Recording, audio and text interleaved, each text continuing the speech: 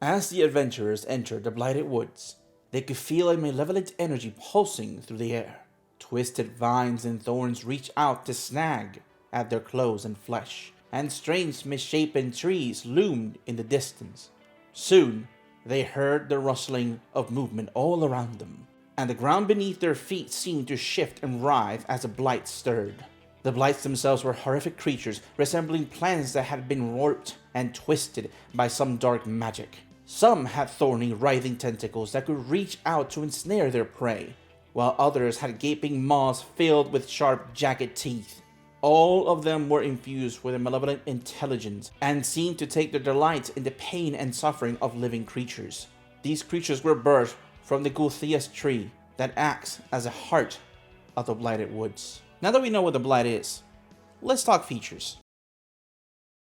Firstly, all blights share the condition immunity to blinded and deafened, and all blights have a blind sight of 60 feet. They all understand common, however, only the vine blight can speak. Lastly, all but the needle blight share false appearance, making them indistinguishable from a dead shrub or a tangled vine. Let's talk about what makes them different and their combat actions. Our first contender is a medium-sized creature known as a needle blight. For his combat actions, we have a simple claw attack that deals 6 or 2d4 plus 1 piercing damage, and needles a range attack of 30 feet normal range and 60 feet long range. This attack deals 8 or 2d6 plus 1 piercing damage. Now, my money's on the needles. This attack deals decent damage and is great for numbers. I mean, you could easily overwhelm a party with range attacks. Following up, we have the small-sized creature known as the Twig Blight. This creature has a +3 to stealth and vulnerable to fire. Now, his combat actions, we have a simple claw attack that deals 3 or 1d4 damage. Pretty small guy with pretty small damage, useful as mobs and great for setting up ambushes. That's about all the use you're gonna get from this little guy. That is, of course, unless you want to be a dick and say that when they die they explode and thorns shoot everywhere. Lastly, we have the medium creature known as a Vine Blight. This creature has a +1 to stealth and some interesting combat actions. Its first combat action is Constrict, a melee weapon attack with a reach of 10 feet, dealing 9 or 2d6 plus 2 bludgeoning damage, and a large or smaller target is grappled with an escape DC of 12.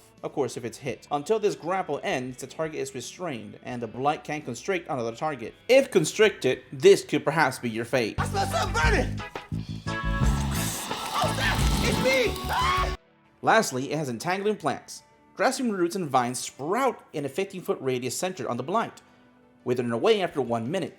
For the duration of the area is difficult terrain for non-plant creatures. In addition, each creature of the blight's choice in the area, when their plants appear, must succeed on the DC 12 saving throw or become restrained. A creature can use his action to make a DC 12 strength check, freeing itself or another entangled creature within reach on a success. Now, this creature is beautiful. It is just jam-packed with CC, making it extremely difficult if you're surrounded by different kinds of blights. Now that we talked about its features, let's talk about some settings.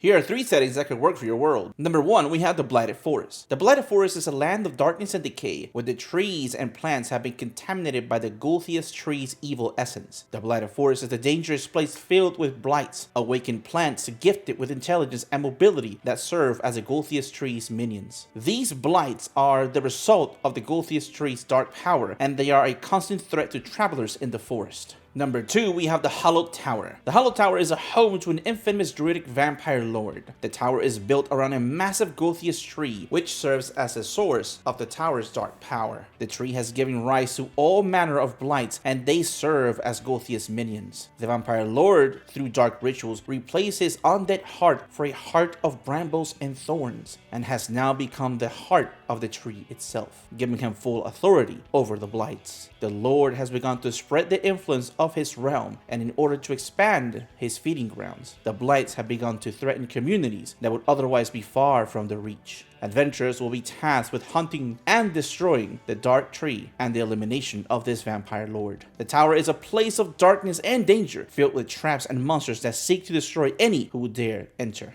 And lastly, we have the Silent City. The party hears rumors of a city that has gone silent in the past months, and all that has been sent to investigate do not return.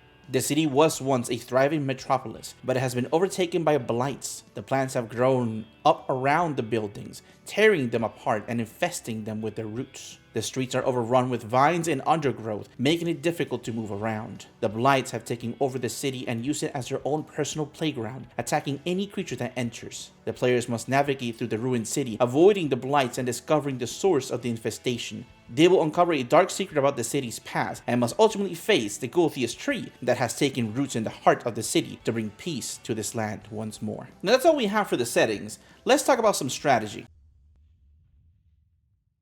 For a general combat encounter, blights typically use their natural abilities to their advantage, such as their blindside and false appearance. Needle blights attack from a distance, launching their needles as an aerial assault that can punch through armor and flesh. Twig blights seek out campsites and watering holes, rooting there to set up for ambushes for potential victims.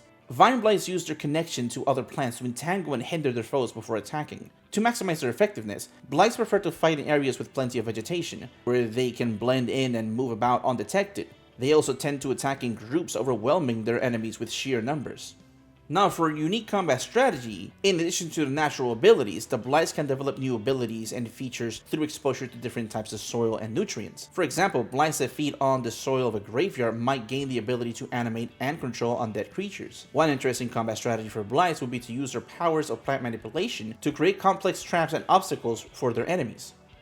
For example, they could animate the roots of a nearby tree and plants to create a maze that their enemies must navigate while under attack from blight archers. Or they could create a pit trap by animating the soil beneath their enemies' feet, causing them to sink into quicksand like muck.